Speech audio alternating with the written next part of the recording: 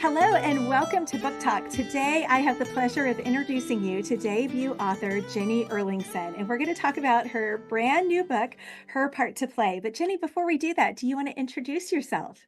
Yes, I'm Jenny. I am a mother of four beautifully feisty kids and a wife to a handsome and what I like to call a happy Viking. My husband's Icelandic, and we currently live in Iceland. So even though I'm from Huntsville, Alabama, he is Icelandic, and we've lived here for almost 6 years doing ministry missions work. So it's fun to be able to speak to you from here. I love it. And I love that technology lets us do these things, which Yes, even just a few yes. years ago, it would have been so hard to schedule something like this. So thank Hmm. you, Zoom. Yes. But I love that you've got your Viking and your four children. What a fun way to phrase that.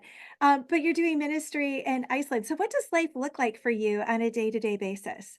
Oh my goodness. It's so different than what it looked like in the States, because in the States I wasn't full-time like church ministry, but day to day for me is, getting my kids out of the house in one piece. And because school for us is the public school system here, because you can't, unless you really put in for an exception or really jump through some hoops, you can't homeschool. And there's barely any private schools. So they go off on the bus. And then if you don't have any ministry assignments that day or appointments, and for us here, it really looks like, how do we engage with the community? How do we support local churches? So it may be like a coffee with a pastor, or local leader. It may be like before my husband coached basketball, prepping for a gathering. So maybe I'm cooking food, I'm making muffins, I'm making certain things. So that's kind of what it looks like as far as ministry. And then we're speaking usually during the week, but trying to find pockets of time to write. Of course, encouraging others. I help other authors independently publish their books. So sometimes I'm working on formatting a book, getting cover ideas, just putting out encouraging content online. And so it looks like me, my kids say, doing the boring work Yeah, I know. on my computer, especially when they get home because of the time difference. But yeah, that's what it looks like for me. I love that. So you've been supporting other authors to do the independent publishing thing, which is Hmm. fabulous. But your first book is coming out with Revell. So how Yes. did you go through that journey? I mean, did you think about doing an indie publishing journey? Um, or did you always know you wanted to go through that, working with a publisher and having the more traditional journey? That's a good question. In my early 20s, I submitted a full manuscript, printed it all out and sent it off to an agent. And he sent me back a letter, and it was very encouraging, but I just felt so rejected. I literally sent it to one person. I had no clue about the publishing industry at all. And so fast forward to now, I had a nonfiction book that was published with another publisher, and then I independently published a second one. And during the pandemic, when I saw that people were, they were doing plants, they were baking bread, all things like that, I was like, let me see what it looks like to make a book. Yeah. Let's see if I can do this. And so that was kind of that route. So the independent part was nonfiction, but with fiction on this end, I really wanted to take it slow.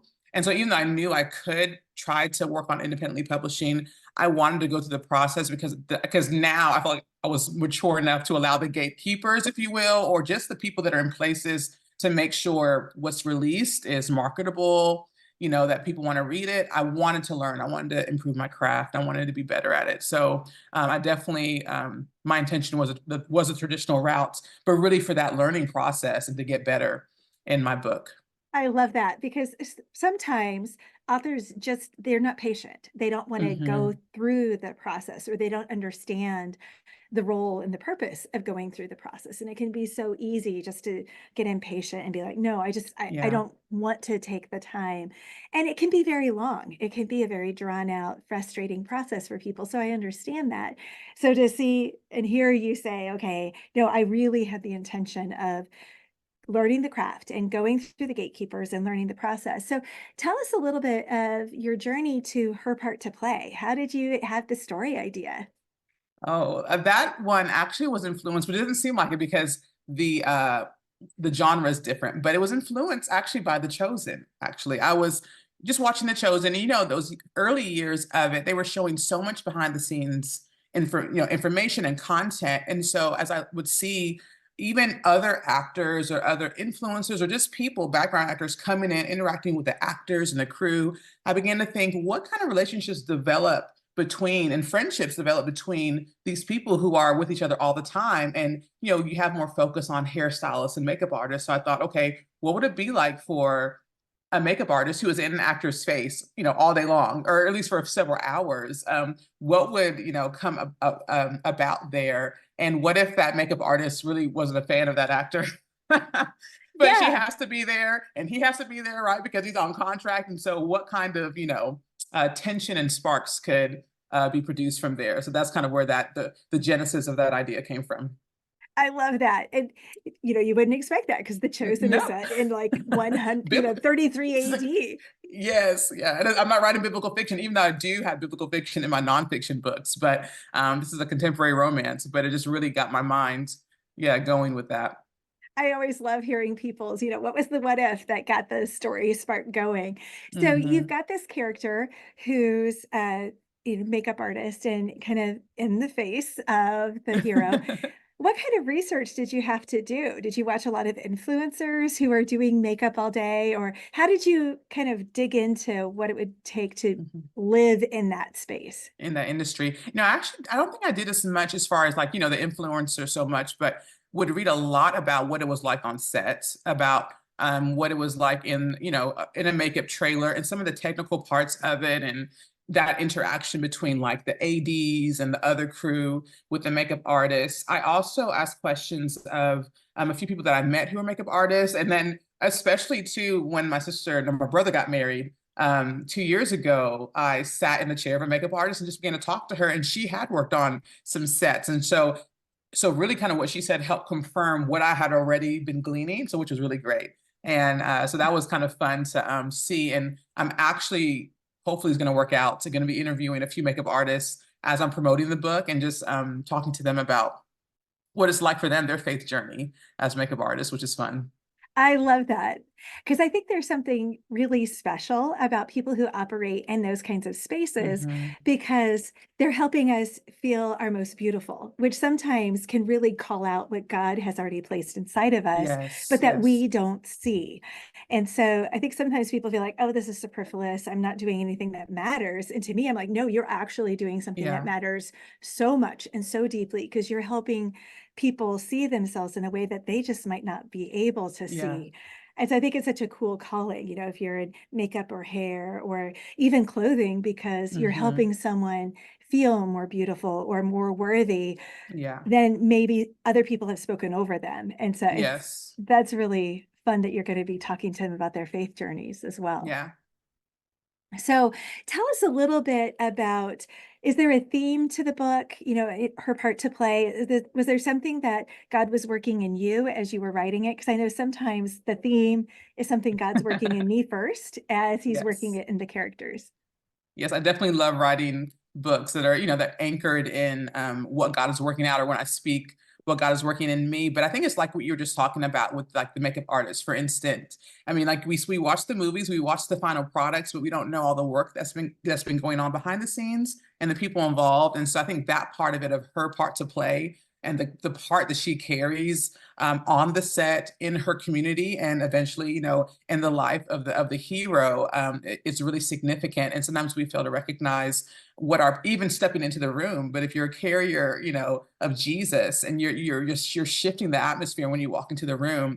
But another theme is new things. So Isaiah 43:19. Mhm. Where God's like, don't you see I'm doing a new thing? And what I love is like, do you not perceive it? I think that's the biggest theme, like for these characters. Do you perceive the new thing that God is doing? And even if it's the old thing, but seen through new eyes, can you perceive it? Do you see what God is setting up for you? And so that's kind of what I'm carrying through the book and what I hope readers carry with them. I love that the way that you phrased it, that it could be an old thing, but with new Hmm. eyes. Because sometimes that's it. God just has to refine Yeah. our vision so that we can see what Yes. he's doing. And nothing else changes, but it's our No. vision that changes. Yes. Yeah. Taking off the glasses, the filter, the baggage we've been carrying, and you're like, oh, wait a second. Or at least, you feel alone. Oh, there's people around me Yeah, that are willing to exactly. help. Yeah. So that definitely is the case for this book.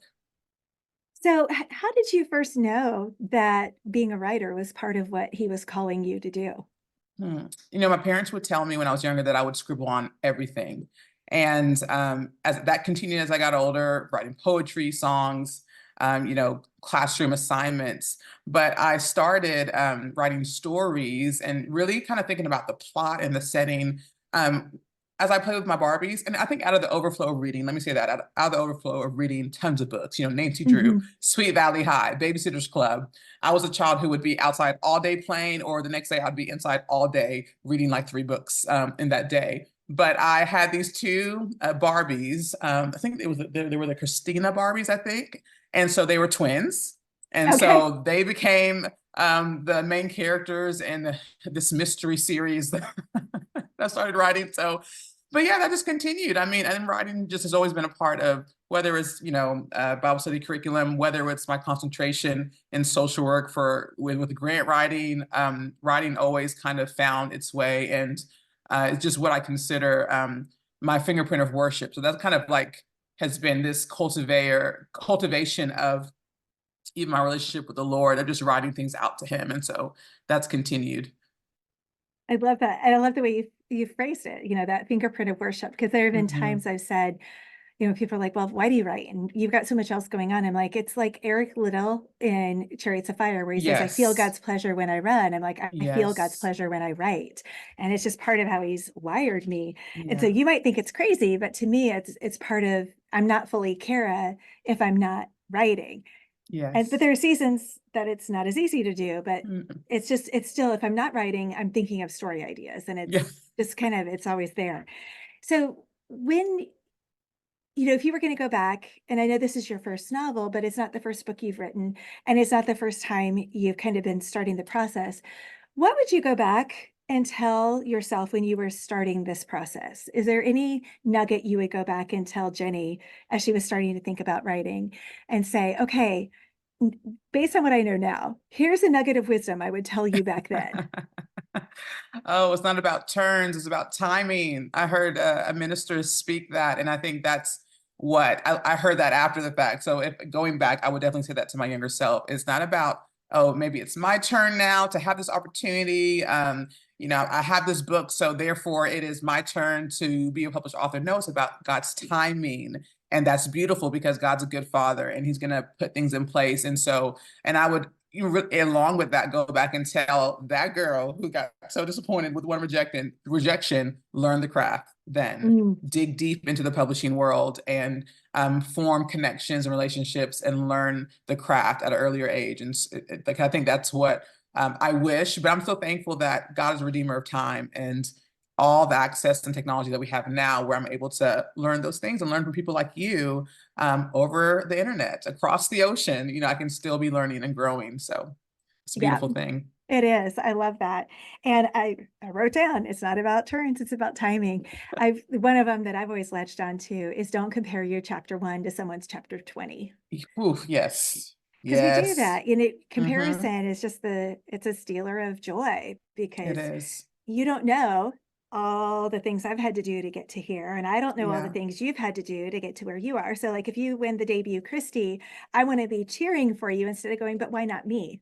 And Yeah, so, exactly. and that's a huge perspective shifter. And so just being really aware of that. Mm-hmm. So, what's your biggest challenge as a writer? As we're peeling back the curtain and letting people see your life, what's that thing that you're like, man, if I could get this fixed, I could write so much more. Oh my goodness.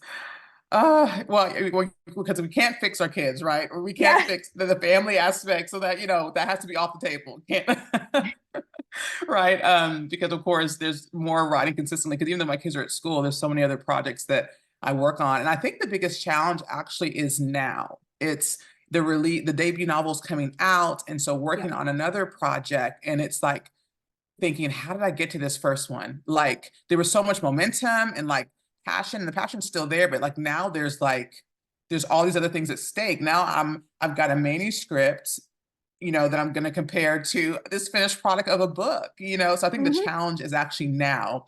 It's the discipline now. It's convincing myself that you can do this again. Yes. Now, I think that's the hardest part.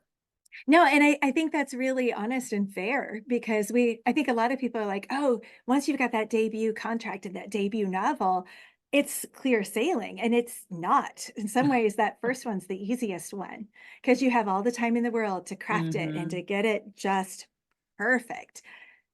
And then you've got it just stacks and it's Yes. very different after the first one. And people don't realize that. Not No, at no. all. Okay, so now I've got a couple quick questions for you. Okay. Coffee or tea? Ooh. Ooh, tea before I moved to Iceland. Coffee right now. Yeah, Icelanders drink I will say ungodly amount of coffee a day. So Probably I've never because you drank have so much months without coffee. sunshine. This is probably correct. That is true. I think that's why we drink a lot of coffee, and then there's ice cream shops on every corner. People love to eat ice cream in the cold, in blizzards, but I guess the sugar makes them feel warm. So, but yeah, definitely coffee. Yeah. And is it black coffee, like espresso shots, or Most it people are black coffee, but I need like I do actually maple syrup and a little bit of milk in my coffee. oh, Mm-hmm. maple Yeah. syrup. That's a good Yeah. trick. Yeah. Okay, sweet or salty? Oh, sweet. Sweet. A woman, well, the maple syrup, that should be the clue. Yeah. Yeah. And then do you write in the morning or the evening Oh or my during the day? goodness. It's gonna be morning or evening. It's yeah. Yeah. During the day is hard, but I know. Sorry, that's not a really good answer. I like to say in the pockets of time that I get, but Yeah. I think that's usually evening. I'm gonna go with evening. That'll be my See, final answer. for me, it's evening, but I've learned to do the 20-minute bursts. Yeah. Because in this season of my life, that's what it is. I can write 800 words in 20 minutes because Mm-hmm. that's what I've got to do right now. And Yeah. whereas there have been times where it was very much, 2 hours a night was when I get my writing done. And now I'm like, nope, I got to grab the 20 minutes where I can and Yes. string enough of them together in a day to get my Yeah. 2,000 words. So it Yeah, that's how we all do it. varies on the season. So. Yes. All right. Well, thank you so much for joining me today. I'm so excited for this book and the debut. You. I hope you're savoring it because Oh there's yeah. something special about that first book. Yeah. I'm doing definitely doing my best too. And having these conversations with authors like you definitely reminds me of just the beauty of this timing and the community of authors that are surrounded and that have gone before, that have done this multiple times before. So it's really great to have. So I'm really thankful. Well, thank you again and congratulations. And for those who are looking for her part to play, where can they find it and how can they connect with you?